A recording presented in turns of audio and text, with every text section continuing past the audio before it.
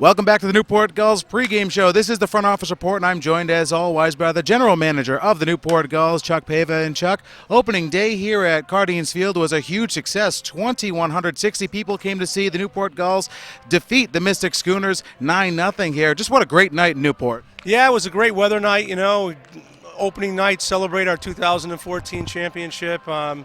Just a special night just to get started here in Newport, and we had the nice weather to complement that, so everything worked out really well.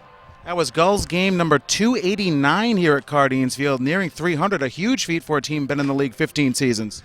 Yeah, I don't want to start counting them, but it's that many. Holy cow! They all kind of blend together, 300 of them, but it's been a lot of fun. A great journey, and we're not done yet. Now, last week, the big story was the Major League Baseball draft. 20 Newport Gulls were drafted this season. Before we talk about the Gulls that were drafted, summer collegiate baseball has really had a major impact on Major League Baseball and their draft for college players. How important is a league like the NECBL or the Cape Cod League or any of the other summer leagues here for college kids to get an opportunity to go to the show? Well, this is why they're all here. This is a developmental league for them. It's kind of like another minor league system for Major League Baseball, quite frankly. These guys get to come out and play against college, the top pitching in college baseball with wood bats, and that's the difference. So I think that this is a great barometer for all these kids to get measured both on the bump and, in the batter's box. But the other thing that really is evident that this is so important to Major League Baseball is they partially fund us. So when they're giving money to leagues like us and the Cape Cod League, it's because they realize the importance for us in their developmental process. I think another thing that really we do and people don't talk about is how we are bringing baseball back to communities in America. These are small communities around America, and baseball is losing ground, and we've lost ground for a long time. Lacrosse has taken a lot of baseball kids away, but this brings it back in at the roots level in all of our communities with our summer camps and so on.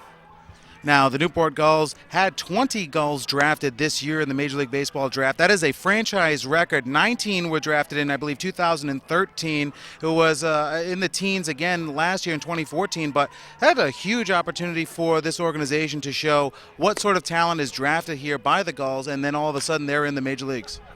Yeah, we've had a lot of big draft classes. This is perhaps the biggest one. 20 is a lot.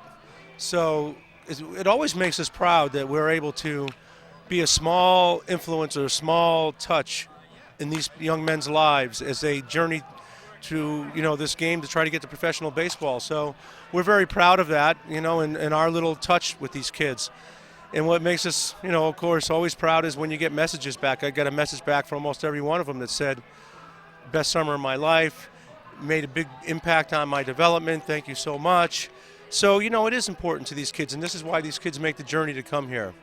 Now, the Gulls had to make a couple of roster moves because of the draft this weekend. Do you want to share what the Gulls have had to do so far? Well, we didn't really have to do very much. Mike Oldenwalder was drafted, and he signed yesterday, so he's not coming. Mark McCoy was drafted, and he signed yesterday. He's not coming. What that only means is it frees up another outfield spot. I'm not going to fill it. I'll have to make a decision on what I'm going to do with the temporary guys I have. But right now, they're here to stay, and we'll have to take it one day at a time. I'll meet with the coaches tonight after the game and have that conversation. But I think that, as far as the draft goes, we didn't lose too many guys. Dan Nichols was expecting to get drafted, and it didn't quite work out for him. So he'll be here Tuesday. Darryl Miller Jr. Didn't work out to his liking as well. I think he was looking for early round situation. It didn't happen, so he's going to be here on Sunday, I believe. So they're all going to start flocking into town, and it's great to see. Now, with the players that don't get drafted, what is coming to a team like the Gulls do for their psyche when they are expecting to go, maybe not even the higher rounds, but to go in the draft? What is it like to come to a team like the Newport Gulls after things not going their way in the draft? That's a very good question. Very good question. And I see it all the time. I've been dealing with it for a long time. Some kids, it's hard, and they don't even want to go out and play, so they get here, they're kind of disappointed, and then eventually they buy into what we're doing here, and then they kind of feel like the draft's behind them. They turn the page, and they're going back to school, and they make that decision, and I've seen a lot of it happen, and I think the best one of the best examples of that was just last year with Blaze Salter.